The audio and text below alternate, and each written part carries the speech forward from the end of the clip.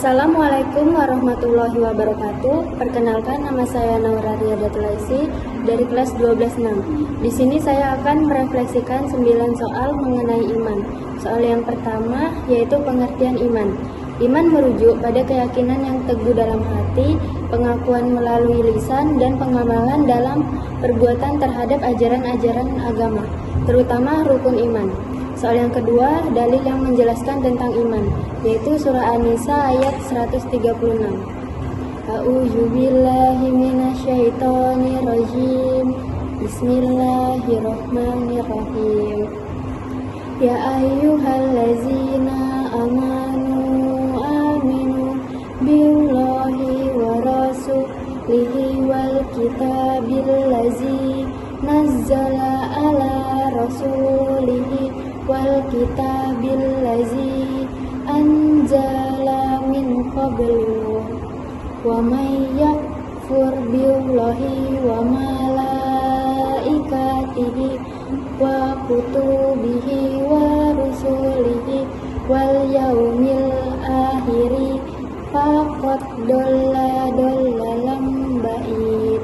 Artinya, wahai orang-orang yang beriman, tetaplah beriman kepada Allah dan Rasul-Nya atau Muhammad, dan kepada kitab Al-Quran yang diturunkan kepada Rasul-Nya, serta kitab-kitab yang diturunkan sebelumnya. Barang siapa ingkar kepada Allah, malaikat-malaikatnya, kitab-kitabnya, Rasul-Rasulnya, dan hari kemudian, maka sungguh orang itu telah tersesat sangat jauh. Soal yang ketiga yaitu 6 rukun iman. Yang pertama, iman kepada Allah. Yang kedua, iman kepada malaikat-malaikatnya. Yang ketiga, iman kepada kitab-kitabnya. Yang keempat, iman kepada rasul-rasulnya.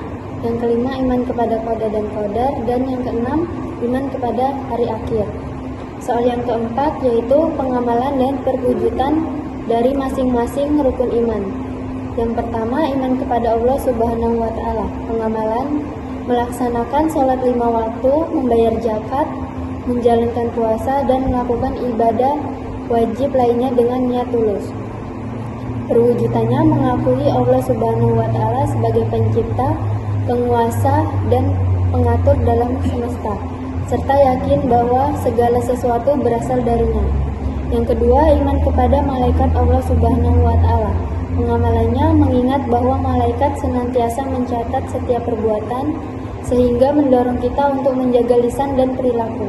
Perwujudannya meyakini keberadaan malaikat-malaikat Allah yang selalu taat dan tidak pernah letih dalam menjalankan tugas-tugas yang diperintahkan. Yang ketiga, iman kepada kitab-kitab Allah. Pengamalannya membaca, memahami, dan mengamalkan isi Al-Quran sebagai pedoman hidup, serta menghormati kitab-kitab Allah yang diturunkan sebelumnya. Perwujudannya meyakini keberadaan kitab-kitab suci yang diturunkan Allah Subhanahu wa Ta'ala sebagai petunjuk bagi manusia. Yang keempat, iman kepada Rasul-Rasul Allah Subhanahu wa Ta'ala. Pengamalannya meneladani akhlak mulia dan ajaran baik yang disampaikan para Rasul, terutama Nabi Muhammad SAW, serta banyak bersolawat. Perwujudannya mempercayai bahwa Allah Subhanahu wa Ta'ala mengutus para rasul untuk menyampaikan risalahnya dan membimbing umat manusia. Yang kelima, iman kepada hari akhir. Pengamalannya sadar bahwa hidup di dunia hanyalah sementara, sehingga mendorong untuk memperbanyak amal kebaikan sebagai bekal di akhirat, serta mengimani tanda-tanda kiamat dan adanya hisab. Perwujudannya meyakini bahwa hari kiamat pasti akan datang dan akan ada penghisapan atas setiap perbuatan manusia. Yang keenam, iman kepada qada dan qadar atau takdir. Pengamalannya bersikap berprasangka baik kepada Allah Subhanahu wa Ta'ala, bersyukur atas nikmatnya, dan menerima setiap kejadian baik suka maupun duka dengan ikhlas. Perwujudannya yakin bahwa segala takdir baik maupun buruk adalah ketentuan dari Allah Subhanahu wa Ta'ala. Soal yang kelima yaitu sebab-sebab yang dapat melemahkan iman. Yang pertama, godaan setan, pengaruh lingkungan, penyakit ujian, terlalu cinta dunia, kurang ilmu dan pemahaman, sifat-sifat negatif, dan nafsu yang mengajak kepada keburukan. Soal yang keenam, sebab-sebab yang dapat meningkatkan iman.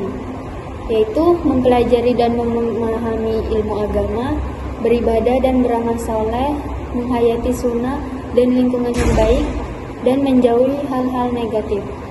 Soal yang ketujuh yaitu cabang-cabang iman. Yang pertama, cabang iman yang terkait dengan hati atau keyakinan. Yang kedua, cabang iman yang terkait dengan lisan. Dan yang ketiga, cabang iman dalam perbuatan anggota badan. Soal yang ke-8 yaitu hikmah dan manfaat menerapkan rukun iman dalam kehidupan. Yang pertama, iman kepada Allah. Hikmah dan manfaatnya membuat hati tenang, selalu bersyukur, serta menjauhi perbuatan syirik. Yang kedua, iman kepada malaikat Allah. Hikmah dan manfaatnya menumbuhkan sikap hati-hati dalam berbuat karena sadar ada malaikat yang selalu mencatat amal. Yang ketiga, iman kepada kitab-kitab Allah. Hikmah dan manfaatnya memiliki pedoman hidup yang benar sehingga terhindar dari kesesatan dan kebingungan. Yang keempat, iman kepada Rasul-Rasul Allah. Hikmah dan manfaatnya mendorong untuk meneladani akhlak mulia para Rasul, terutama Nabi Muhammad SAW. Yang kelima, iman kepada hari akhir. Hikmah dan manfaatnya menumbuhkan sikap hati-hati, rajin beramal soleh, dan menjauhi perbuatan dosa. Yang keenam, iman kepada qada dan qadar. Hikmah dan manfaatnya membentuk sikap sabar, tawakal, ikhlas, tidak sombong saat berhasil, dan tidak putus asa ketika gagal. Soal yang kesembilan yaitu hal-hal yang dapat merusak dan membatalkan iman. Yang pertama ada godaan setan, terlalu cinta dunia, lingkungan yang buruk, ria dan takabur, putus asa dari rahmat Allah, malas menambah ilmu, dan nafsu yang menentang.